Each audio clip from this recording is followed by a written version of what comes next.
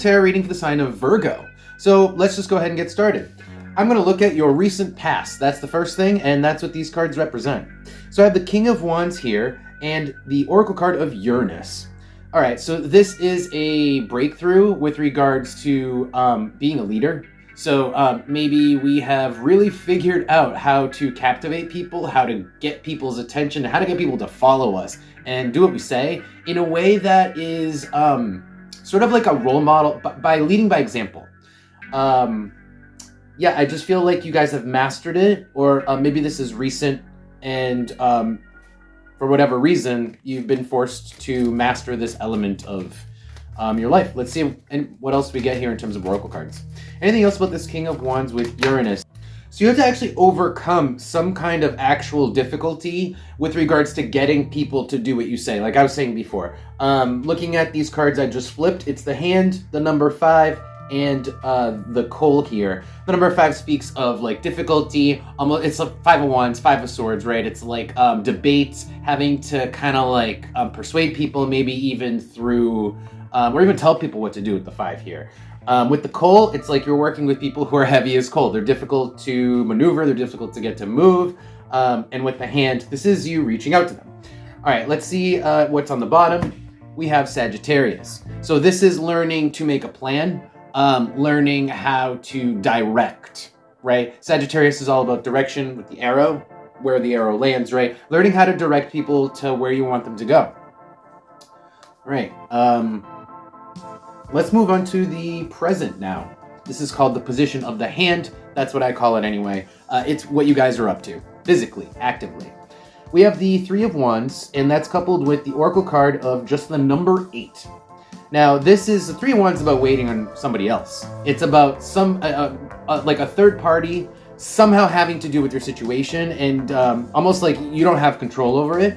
So it's a little bit of like a bystander card. And with the number 8, it's sort of like a long-standing bystander, like you're dealing with people who are almost just like standing there. They don't care to move on their own. They're in a comfortable position on their own. There's no reason for them to kind of like motivate. Those are not self-motivated people. That's what it is. Those are the type of people that you're dealing with. So let me see what else we get here from Oracle cards, see if we can get any clarifiers. Tell me about the 3 of Wands with the number 8. Tell me about the 3 of Wands, please. The bread reversed. So the people who you're dealing with don't need you. Maybe they don't need money, right? Maybe they're good. And if they're working for you, they don't really have any motivation to be self-motivated or to go outside their to go outside their comfort zone, to do anything extra. They don't need anything from you. And that is the type of people that you guys are working with right now. And it's kind of like, that's what makes it difficult to work with, I think. And that's why you've had to really step up your leadership skills in the recent past. Let's see what else we get here.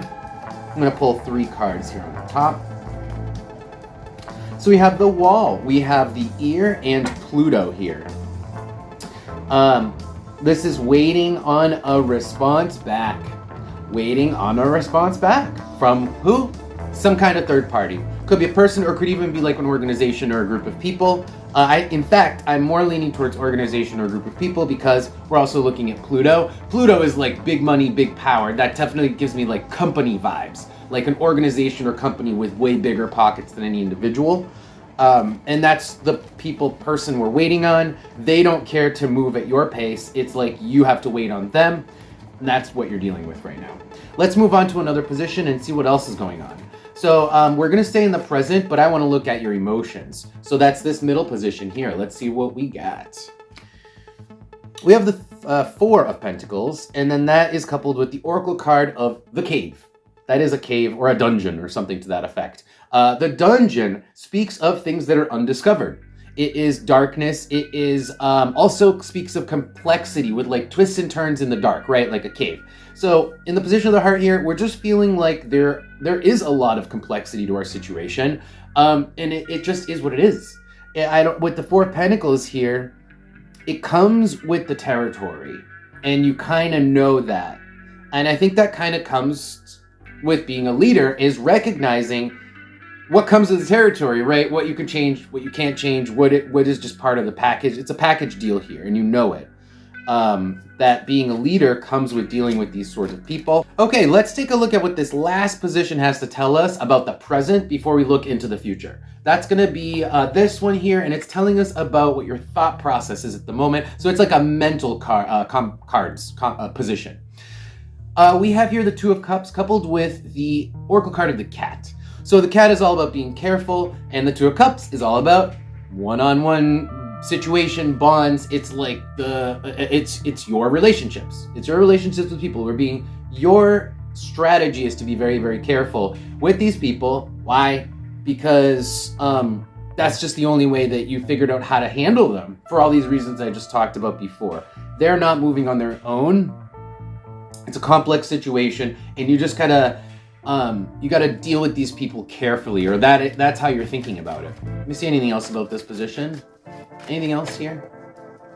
Anything else with the Cat with the Two of Cups? Okay, we have Saturn with the Bridge, Leo, and then Libra. This is talking about how to make it fun, how to make work fun. These are one of the things that you're learning how to do, or make it more fun, at least add some element of joy to your work, okay? Saturn is the work. The Bridge is kind of like just making it easier for people through how. Leo is the fun here. Libra is also just talking about general fairness, being fair to people, giving them, like treating them like equals, I think is also part of that. It's all tied to like all these lessons that you're learning that are part of becoming a leader, or maybe becoming a better leader. Okay, so let's take a look at the position of the next position, which is the future. See what the future brings for you guys with regards to your... I think really this is talking about, again, it's either you're like some sort of authority figure in your home or authority figure at work. You're a leader in some aspect of your life. It's talking about that aspect, whatever aspect of your life you're a leader in. This is what we're talking about. So we have the Queen of Swords with the Hammer. This is establishing, being just super cut and dry in a way that doesn't hurt people's feelings, okay?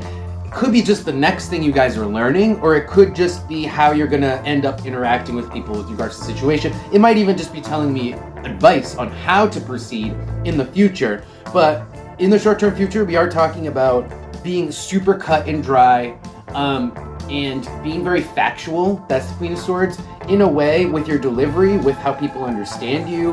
And this could be vice versa, right? You could be the person receiving this on the receiving end of this information, but it's cut and dry. There's no reason to have hurt feelings over it, and either you're the person who has to deliver it that way, or you have to be receiving it that way. Tell me about the Queen of Swords with the Hammer. The number 3, because it's teamwork. Because now we are actually talking about the specifics of the advice here. We are talking about teamwork, and we're going back to these people who are not part of the team. They're not being team players, right? Because some people don't really need whatever it is, like money, or they don't need you for whatever reason. So, but it's not fair to the other people in the team that do need the money, who do need to, be recognized. So they're not being team players, and that's one of the things that you have to be cut and dry about. Or that's going to be sort of the discussion, the direction we're going here. Yeah, because the bread, underneath the bread, we have Pluto, and underneath that we have Aquarius. This is needing to kind of take a stance of power and say, and be cut and dry. You kind of have to be that sort of, it's like a little bit of tough love, but you kind of need it in order for it to be fair to everyone, because otherwise it's like something's off about the team dynamic, right? Okay, let's pull some advice for you guys. Any advice here for my Virgo signs? Oh, there we go. We have the 8 of Wands. So the 8 of Wands is explaining that the situation's temporary. Whatever it is you're going through, it's going to go by fast, right? That's the 8 of Wands, is speed. And that's the advice. Let's see. Anything else here? Let's do an oracle card. Anything else? Now, the bed is a little contradictory because it's also saying you can relax a little. Okay, I think regardless of how hard you push these people, how far you push whoever it is you have to deal with, things are going to move at a reasonable pace. You can loosen the rein. All right, Virgo, that's going to be your reading for today. I hope that helps you out, and I'll see you next time.